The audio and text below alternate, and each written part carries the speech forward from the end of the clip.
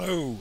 So rather than do yet another first look video with the flight simulator, I thought we might actually go for a fly today.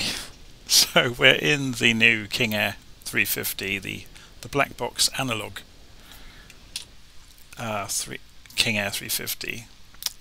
We are on the ground at Dunedin on the south coast of New Zealand, and we're going to do a flight with VirtualFlight.Online, which is a virtual airline, and I'm going to walk through the various bits and pieces we need to do to take part in the airline. So I'm going to go over to the airline, and I'm logged in as me, and I know I've been flying legs of a tour recently, so I can go down to that tour. It's the tour of New Zealand, and I had reached Dunedin. And so you can see my next leg is from Dunedin to Queenstown, so we can go and view that leg and we can see it on the map, and we can dispatch the flight. So by dispatching it, I'm kind of reserving it for myself to go and do, so I can then go into the dispatch center and I can see a map from windy.com, which unfortunately isn't centered in the right place, but we can go and see it. So we can see the winds. So the winds from the southwest at Dunedin, but it's actually quite clear overhead. So if we go and have a look, we can see that's true. Hardly a cloud in the sky. And that's all we really need to do. I'm not going to use SimBrief for this flight, we'll just manually fly it. So we're going from NZDN to NZQN. So I'll minimize the browser, and we'll go and have a look in Little Nav Map just to back that up so we can see we're on the ground down here at Dunedin. So I'll right click and set that as departure. It's useful to use Little Nav Map just for a bit of reference when you're flying. And there's Queenstown, so I'll right click, set that as the destination, and we can see 82 miles. We're going to set it to go VFR, and we'll fly at maybe 5,000 feet. Now we're going to fly this mostly visually, so you know there's no real need to put much of a flight plan in. I guess we could. So the wind is from the southwest, 12 knots as we saw from where we are at the moment. So we're going to be taking off runway 21, coming out this direction. So we'll fly out to Agesso, I guess, would be a good way to do that. Add waypoint Agesso. And looking at the way into Queenstown, ideally we want to land. Yeah, so ideally we need to come through the hills. So we're going for Agtam. It's an interesting one, isn't it? Do we follow the river valley or do we come in through the top? I guess we can make it interesting for ourselves. So rather than going for Agtam, we'll go for Pamka and then fly visually on the approach. Yeah. So the instrumentation within the aircraft will be really useful for that. Obviously there's a bit of a trek to get there, 67 miles across the flat land, but then we get to the hills and it becomes interesting. So I may pause recording along the way. Let's just check the volume levels. We're looking good. Okay, so we're going to get in the aircraft. So as you can see, this is the King Air. So we get in and let's go and power it up. Oh, before we power it up, let's go and prepare ACARS. ACARS is the tracking software that's going to track everything we do. So I've run FSUI PC, which is the a requirement for ACARS to talk to the simulator. Now I'm going to launch the ACARS client. So it does a quick check for permissions, logs it in as me, and there we can see there is the details of our flight from NZDN to NZQN. We don't have to put an alternate in, but we'll say we're going to fly at 5,000 feet for most of the route. Passengers, none. Cargo, none. And we can start the flight. Have you loaded the required fuel? Yes, I have. Please note, when flying GA or low-level flying, your aircraft must reach at least 500 AGL in order for the ACARS flight to be valid. That's fine. and that's now running, so we can just minimize it out of the way. So that's going to track where we are in the sky along the way, and it's also going to judge us on our correct operation of the aeroplane, so we'd better do this right. Okay, batteries go to on. Okay, so you can see the fuel levers, fuel needles came on there, and the various annunciation panels have lit up. We now need to push the propeller levers all the way forwards, and then we can start the right engine, and we're watching the RPM come up on the right engine. When it gets to 12, we will move. We'll see that start moving in a moment. There it goes. When it gets to 12, we can move the condition lever for the right engine to low idle, and we'll see that coming up to speed out there. I'm just going to alter my own volume level. I can hardly hear anything outside. There we go. I'm just going to check the volume levels for you as well, so you are hearing something behind us. I'm going to turn your volume up a little bit more. Okay, so once the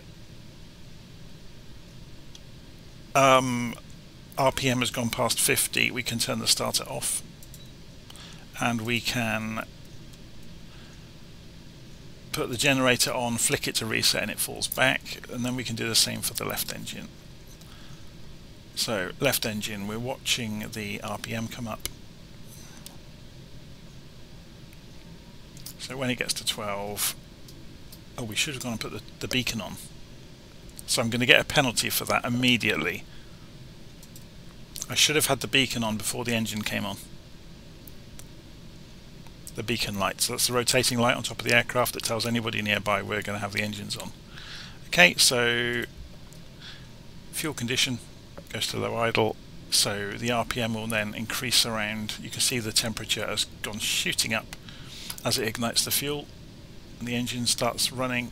So we now have the generators generated enough power for the attitude indicator to come to life, which is interesting.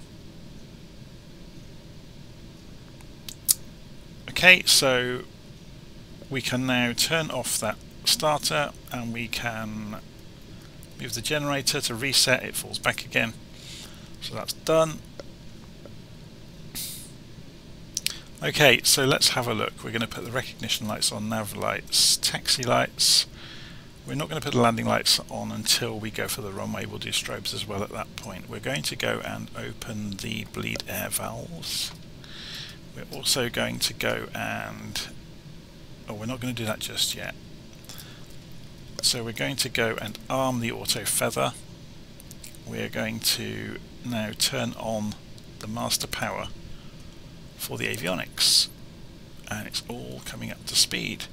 And we'll go and set our 5,000 feet for our altitude. We'll calibrate the altimeter, so you can see things coming to life around the cockpit and configuring themselves, which is great. Okay, so now we can come back down here. We needed the avionics on before we did this, that's all I was really worried about. So rudder boost and trim can be switched on. That's all looking good. We've got AC bus warnings. The reason for that is we've turned the avionics on, but we haven't turned the inverters on, so we're draining the battery basically, because there's AC and DC in the cockpit. So there we go. That's that done. We can turn the warnings off now. Okay, let's go and turn the weather radar to on. We don't really need it, but we'll leave it there anyway.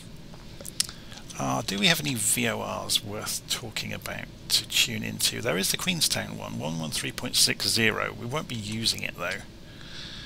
And actually we're not going to be using this radio. We're going to go and switch the avionics set over to the GTN 750. So let's go and program our route in. So set origin is NZDN, which is Dunedin. Press enter. set destination NZQN, which is Queenstown. Should come up fairly quickly. Famous last words, there we go, enter. And in between them we want to put in a waypoint of, or two waypoints actually. One at Agesso. So if we click on Dunedin, we can insert after and put in Agesso, A-G-E-S-O, and press enter and wait for it to come up. And then if we select it, we can insert after it and put in Pamka, P-A-M-K-A, and press enter. So we now have our route, so we can go back out of here, go to the map, zoom out, and you should be able to see we've got a lovely route to follow now, and we've got contour lines and sectors and all kinds of things to help us see where we are, and this will come in useful when we get to the hills. Okay, so what do we do next? I think I've done everything around the cockpit. Oh, the oxygen system is not armed, so we will pull that. We're hardly going to need it going to 5,000 feet, but you never know. Just having a quick scan around, make sure everything is in place and looking good. Okay, let's have a look where we are on the ground on the airport. So we're going to come out of here and turn right onto runway 21. We won't need the whole runway, it's a huge runway. So we're going to follow down this path and then turn right. Okay, so flaps to take off position, parking brake off, and we're rolling. So we are going to turn the lights on a little bit early. Normally you wouldn't do this until you get to the runway.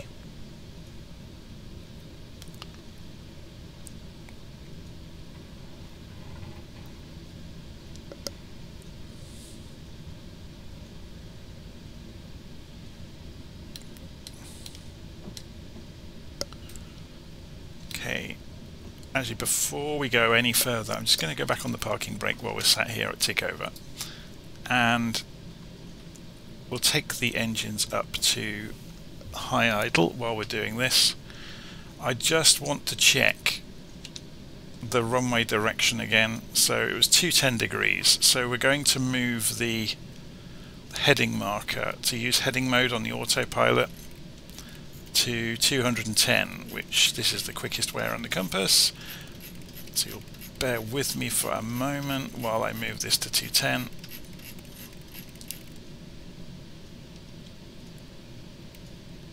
Okay, and we'll set the course marker as well to 210, just so we know the direction we'll be going on the runway and the direction we need to hold for the first part of the flight. Okay, let's get on our way again.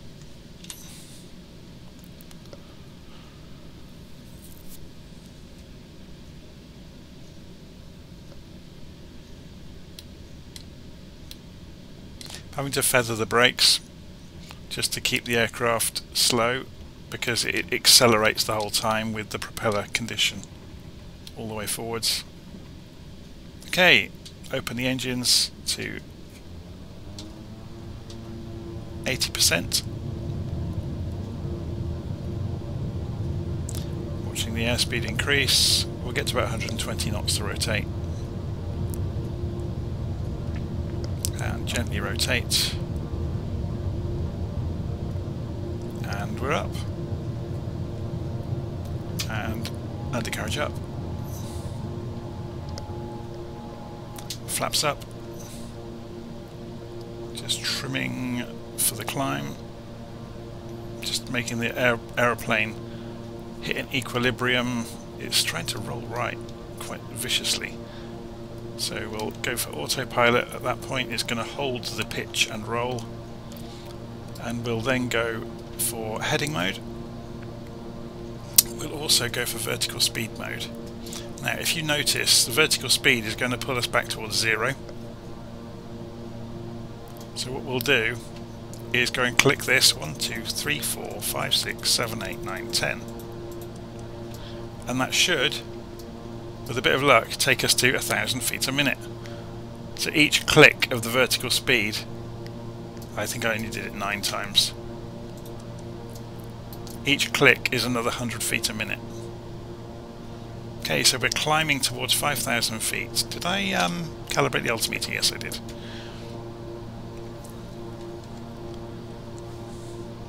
Okay, so we're now going to make that right turn. So we're zooming out, we're going to overshoot this, but it doesn't matter. 298 degrees. So we'll have a play with the radios along the way. So we want to turn right now to 298 degrees. Remember, we're in heading mode, so the plane's going to follow what I do with the heading bug. So we'll actually go to 305 degrees because we'll try and come back across our route. And we'll do the same with the course.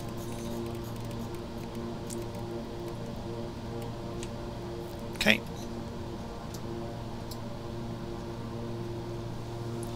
So we can see everything's going on outside, and we're going incredibly quickly. So if we go and have a look down at the GTN 750, you can see it hasn't actually got anything meaningful in terms of timing on it. So what we can do is go to Menu, Change Fields, select the track, which we're not really interested in, and have a look. We want estimated time arrival at waypoint. Estimated time to waypoint would be good. And that's done that, so then we go say back. So now we can get a countdown and a distance to the next part of our route. Okay?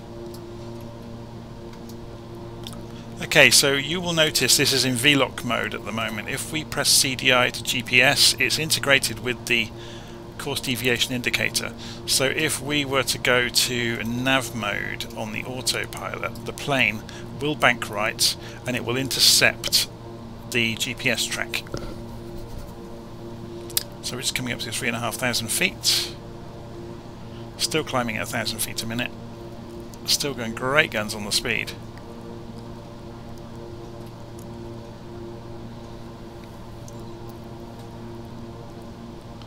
Okay, so did I turn... yeah, turn the taxi light off. We'll leave the landing lights on because ACARS has no option around us either being GA or commercial traffic, so it imposes commercial traffic rules on us. So you heard a beep there, that was the altitude alert. It's basically telling us that we're within 1,000 feet of our target altitude, so it's just kind of being nice. We can cancel that by just clicking on it.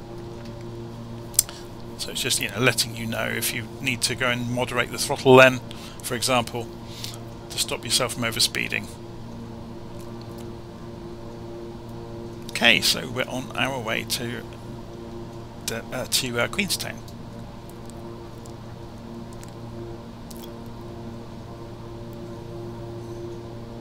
It's a beautiful morning. I'm wondering actually if the live weather has broken today, because I can't believe it's this clear. Need to ask my good friend Ellis, who lives in New Zealand, what the weather's like. But he lives up in the North Island though, so a long way from here. I suspect the weather might be broken. I know whether there were some issues with it today, so whether they've taken the live weather offline, I'm not sure. But it means we get good visibility. So it can't be bad. Okay, so it would seem now we've reached the target altitude and the vertical speed has wound itself off to 0 to hold that altitude. I suspect we're going to need to be a bit higher than that on the way in, so I'm going to take us up here to 7, and if I press the knob on this I can then alter the hundreds. So let's go to 7,500 feet. And we use vertical speed to get there, so we go vertical speed mode again, and 1, 2, 3, 4, 5, 6, 7, 8, 9, 10. Appears I hit it a few too many times that time.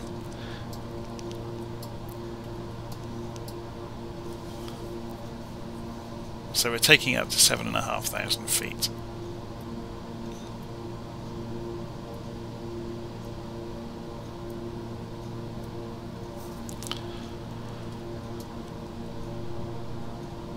This plane is so fast. So how long are we looking at to get to the waypoint? 12 minutes away. So once we get to 7,500, I'll pull the throttles back to 50%. And we'll cruise in towards Queenstown. We may have to circle Queenstown to slow down, because we will be descending anyway, unless we find a nice low route through the hills. We may have to play with the propellers to slow down. So we've got a light down here saying just that we've got the landing lights on. It just reminds us that they are on. We can have the yoke back on. It's got the UTC time, so you can obviously change that, local time, and elapsed time. So if we were using the chronometer function, we could do that. I always forget to set the chronometer ticking when I take off. Okay, we've got the altitude alert has just come back on, telling us we're within 1,000 feet of our target. I think it might go off at 900 feet away actually.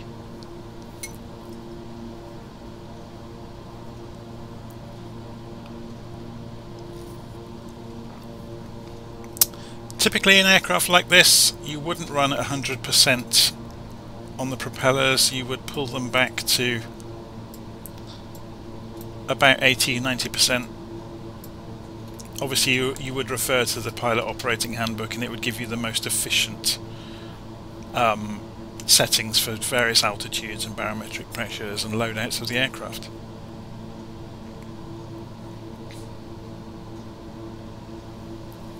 But yeah, you would use obviously full propeller speed for takeoff. Interestingly, you can feather the propellers in this aircraft. So you can see there, you can pull the prop condition right the way back and feather the propellers, and it does it properly. So you can turn the blades into the air and the blades will stop spinning.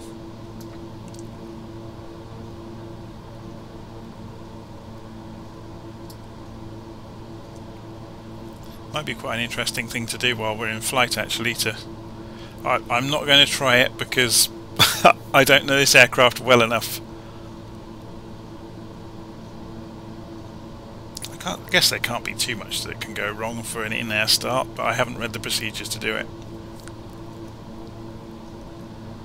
So all I was thinking that we could do, we could cut one of the engines and feather the propeller, so you get to see the prop slow to a stop, you know, as we're flying along. But then obviously we need to start the engine in a safe manner without damaging it. Okay, so we're at 7,500 feet and the speed is creeping up even though we've pulled the propellers back, so I'm going to pull the throttles back to 50%.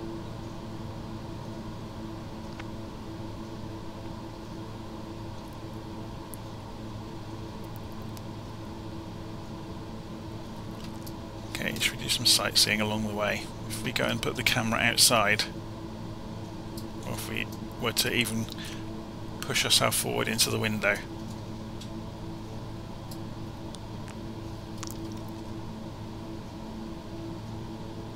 Heading towards the hills.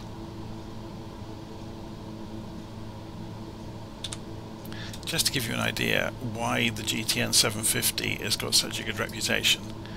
Not only can you use the touchscreen to kind of see where you're going, you can drag it around as well. So you can see we are, if I zoom out, we're getting towards halfway towards that first waypoint. But before we get there, we're going to go through this valley. So we may be able to stay fairly low all the way through. Just looking at the, if we go and have a look on little nav map, we can see where we are. So here's the way in at Clyde. We could overfly Alexandria actually, and we could fly in along the water here and then zigzag across and then attempt to fly this valley. That might be good fun actually. and then coming in towards Queenstown. There is a route through the hills here, straight in. So let's hover the mouse over Queenstown. Wind is 040 degrees 1 knot. So we could actually come in from the bay. That might be a bit more fun. So we'll overfly, turn around in the bay and come in over the bay. So we get to fly in over the water.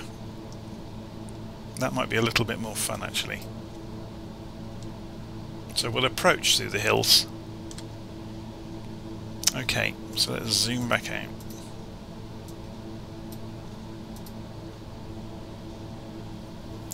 So while we're flying along, I guess we could go and have a quick look at the Virtual Airline to see how it's doing. So we've been going for about a month now, just over a month. So 5,700 flights have been done by the members, covering just over 1 million miles. 6,000 hours have been logged. We now have 438 pilots. You can see around the world there's a few people in the air right now. Obviously if I go and zoom in on New Zealand and click on myself, you can see the route and where I'm going. So it records that for everybody, for every flight, if they're using ACARS. We've got various news stories going on, so we've been adding more and more facilities to the airline, so more tours around the world. At the moment, right now, there are 11 planes on the ground preparing to fly or taxiing back. There are 5 planes in the air right now. There's all sorts of things going on, to be honest. We have lots and lots of tours now. More aircraft have joined the fleet as well. So you can see tours all over the world for people to go and do. So within each tour there are many legs typically. So for example, we are doing this, where is it? The New Zealand South Island tour is the one we're doing.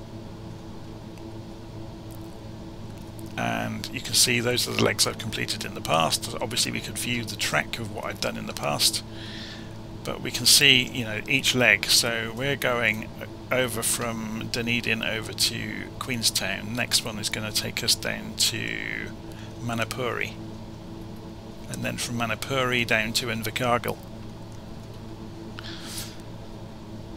So yes, the airline is going great guns, and I think the best part of the airline isn't actually the airline, it's the Discord server.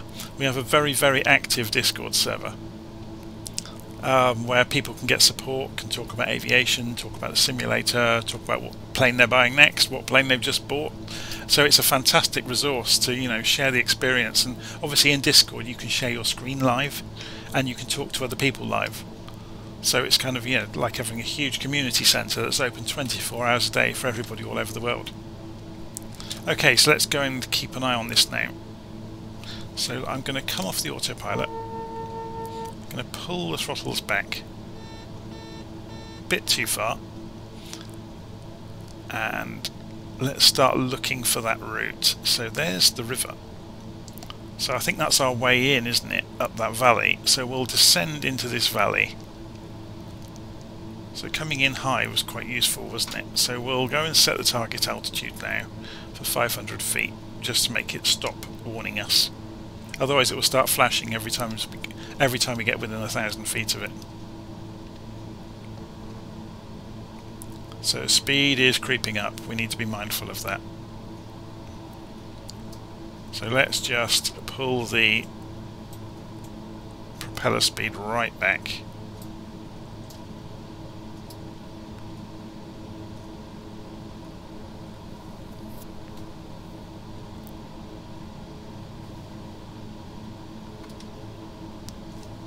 So if we go and look from outside, we should be able to see Queenstown approaching, and we're about to fly right over the top of it. Not Queenstown, sorry, Alexandria. So there's, if we go and look on the map, yeah, Alexandra, sorry, not Ria. So we're about to fly over the top of Alexandra. You can see that from altitude you notice the airfield's on this step, which is quite cool. We're about to fly into the hills here.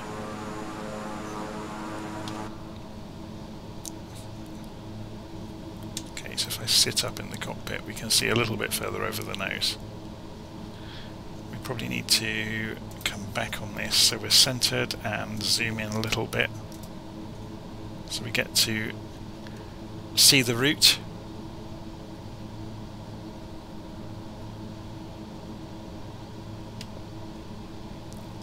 There's a dam here.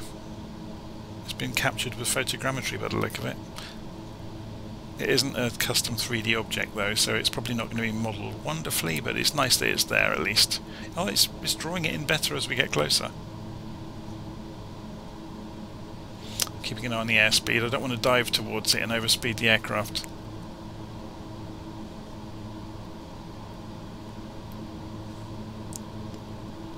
Okay.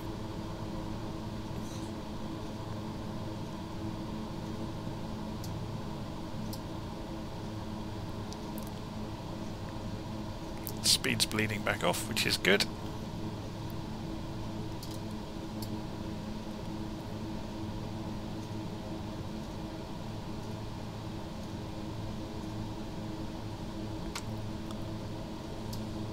So what I'm going to do now is edge those back forwards a bit.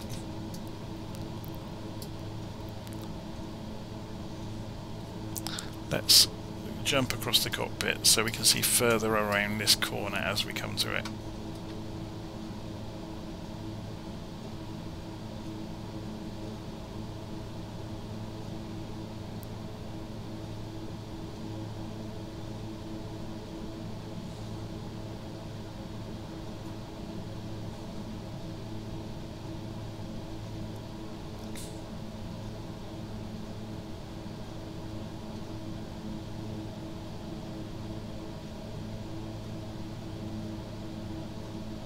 Amazing part of the world, isn't it? If we jump back over to the pilot's seat, get to see some of these hills that are towering over us now as we descend. So throttle's back up to 50% at least, just to hold the speed.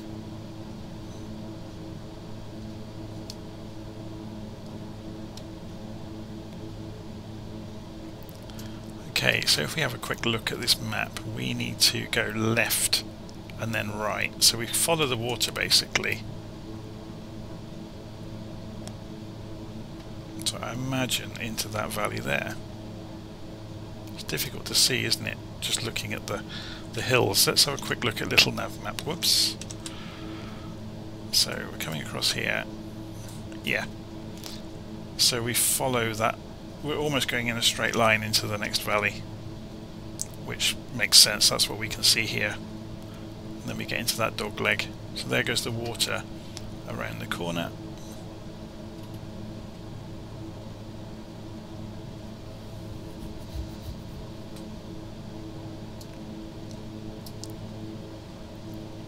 And then we'll come into Queenstown.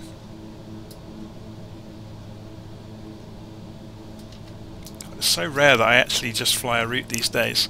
I'm always kind of learning aeroplanes or recording procedures or running the virtual airline. I very rarely actually get to just go fly. So this is a rare treat for me. To just fly a route and have some fun for a change.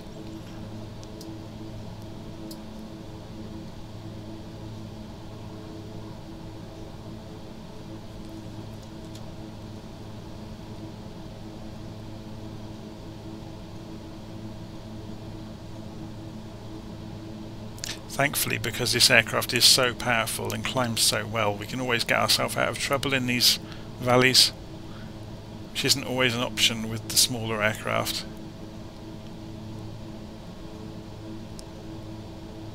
You'll notice in recent videos the video capture has been a bit smoother than it has been in the past.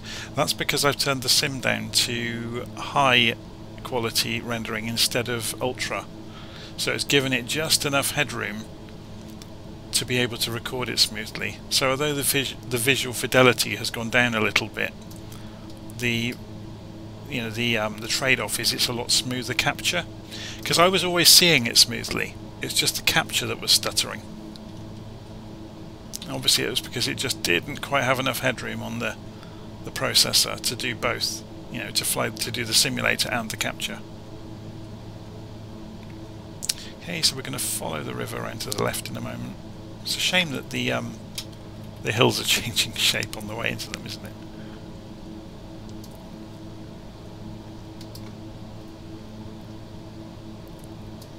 Okay. What if we get a bank warning for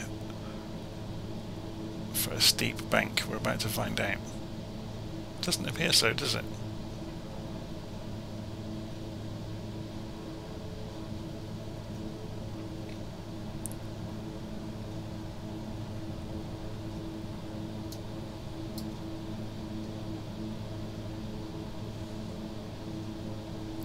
Okay, so let's zoom in. Oops, wrong way. So we follow this hill round to the right. Now we don't go for the immediate hill, we go for this one, because that just takes us over into the same valley anyway. Yeah.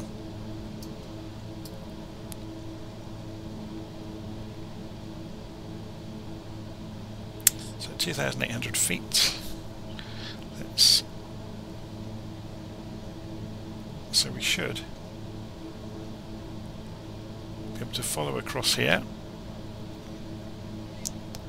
and then we get to the part that we're really interested in, which is where we come in towards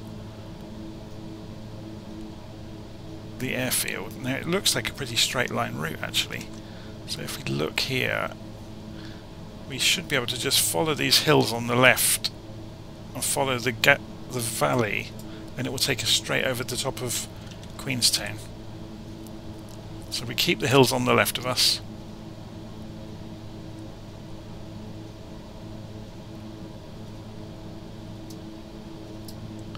And we should be good.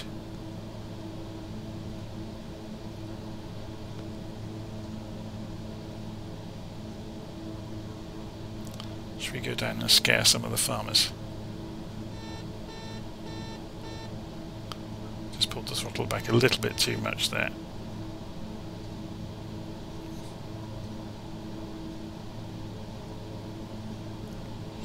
So we're coming low and fast across these farms.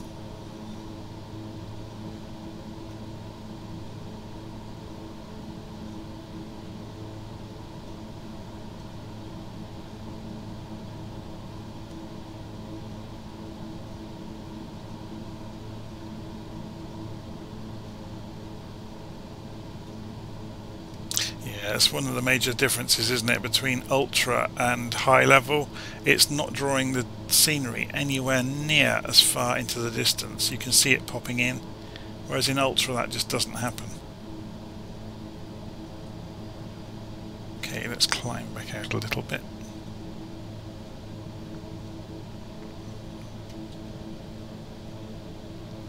Throttle's back to 80%.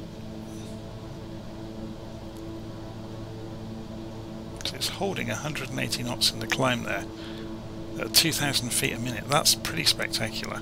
So there you can see directly in front of us is Queenstown.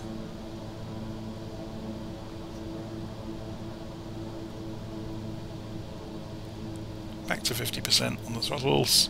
So we will fly over towards the right, fly directly over the town here, then go out over the bay, turn around and come back in.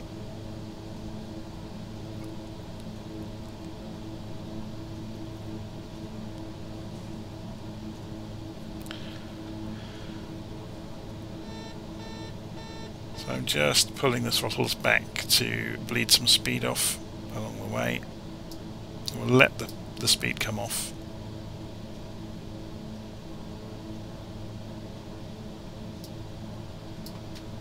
Let's pull the propellers back.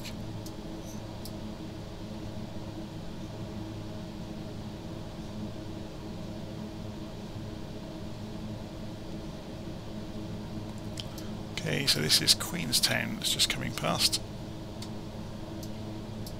Or the airport at least.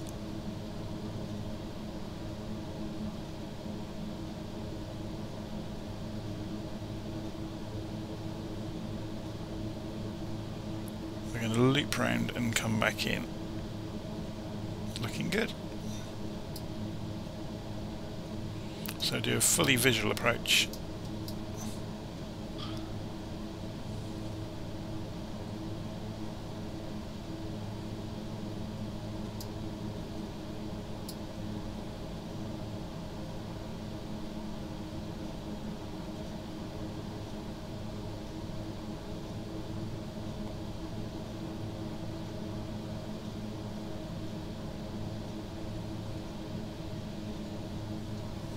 Okay, I'm going to correct the altimeter. It hasn't moved, so the barometric pressure here isn't any different.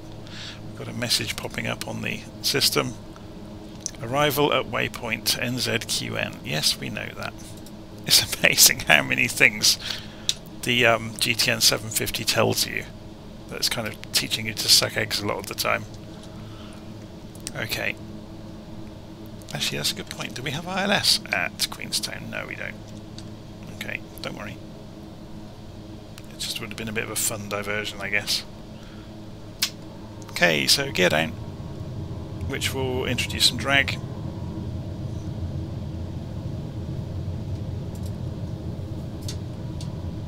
It's come up with a caution there because we put the landing gear down a little bit early.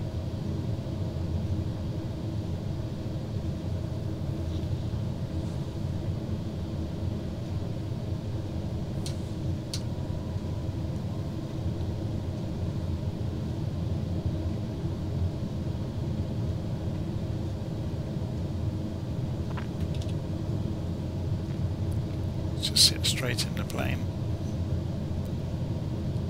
There's the runway, so we'll come back in over the bay.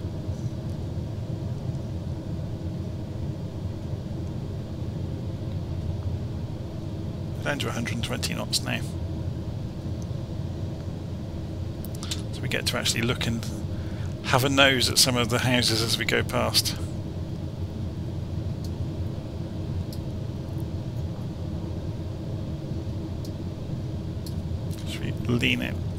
Lean over the nose. Be nosy.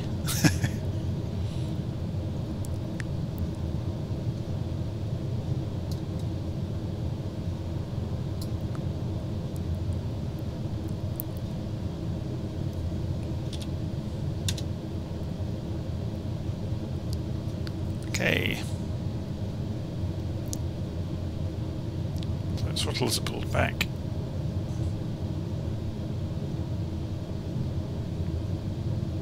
See the speed coming off. We're going to stay on the safe side of 100 knots on the way in. I'm just opening the throttles to modulate our speed.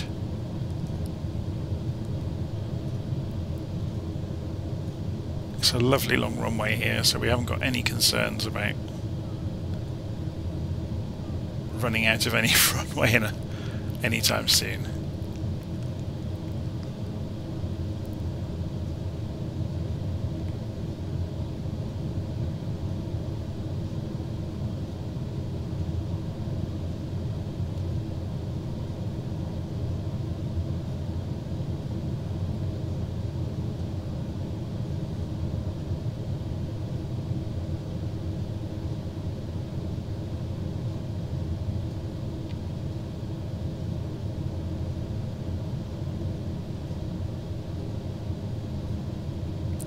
So just keeping an eye on the speed as we flare out over the runway.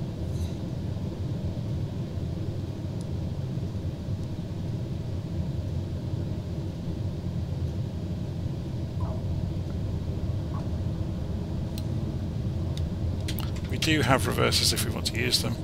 And look how fast we can stop if we choose to use them. That's crazy, isn't it?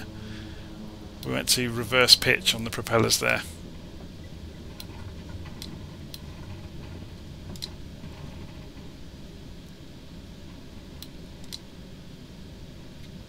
Okay, so flaps up,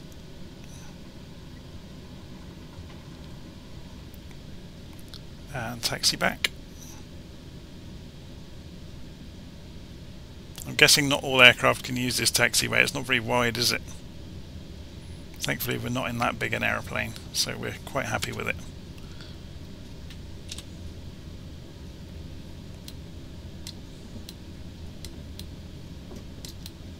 Again, while we're taxiing, we can pull the condition levers back.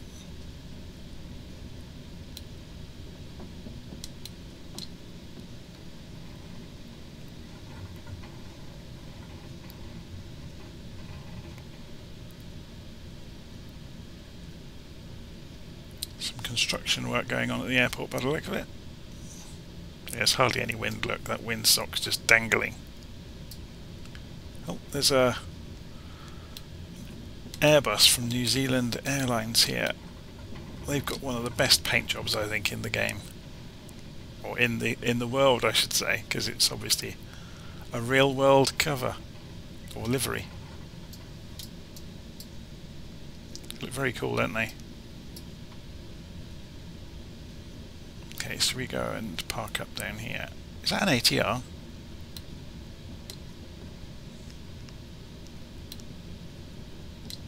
I think it might be, you know.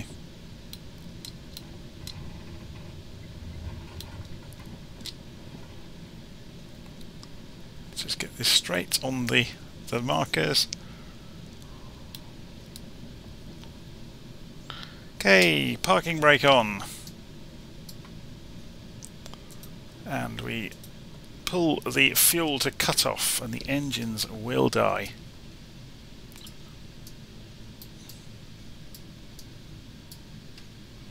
We're going to turn off the various lights that we had on.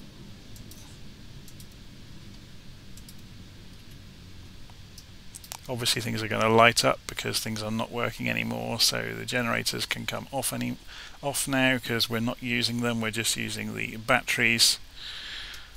And we can go and turn off some of the things we switched on at the start.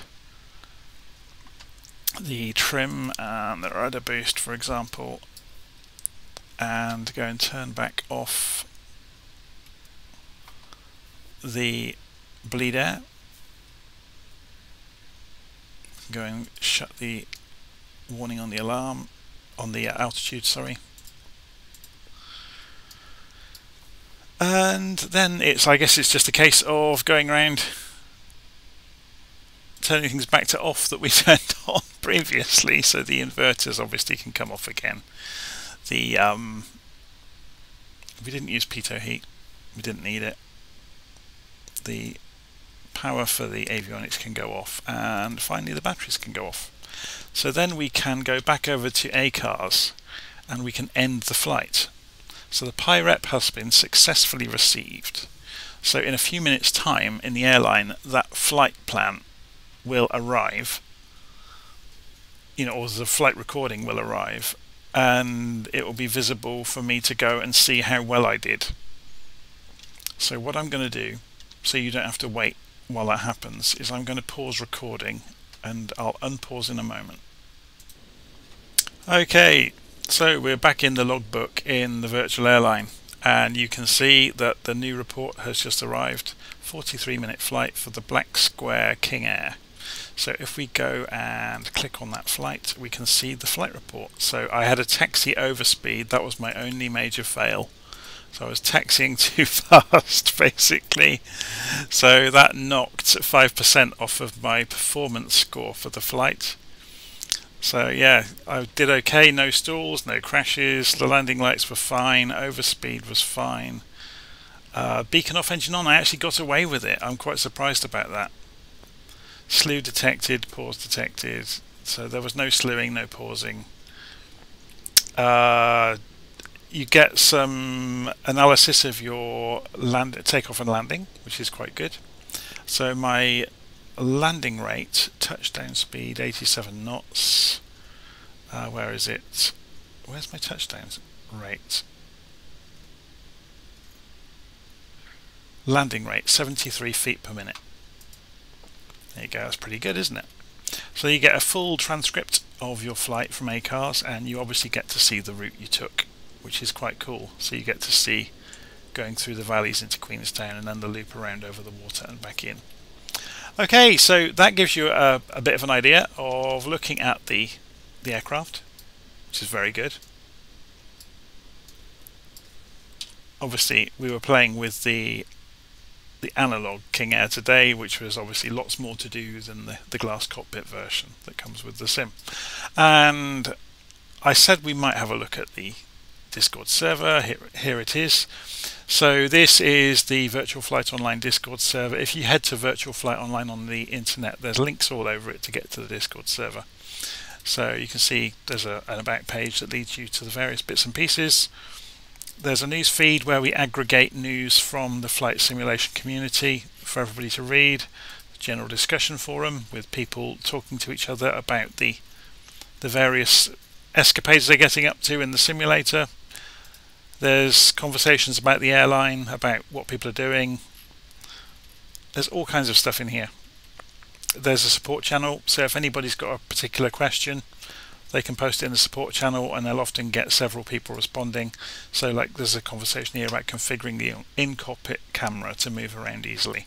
For example, there's screenshots obviously, there's videos, there's all sorts of things. There's resources for the aircraft deliveries. We've even introduced some new channels for simulators because obviously some people are trying out X-Plane.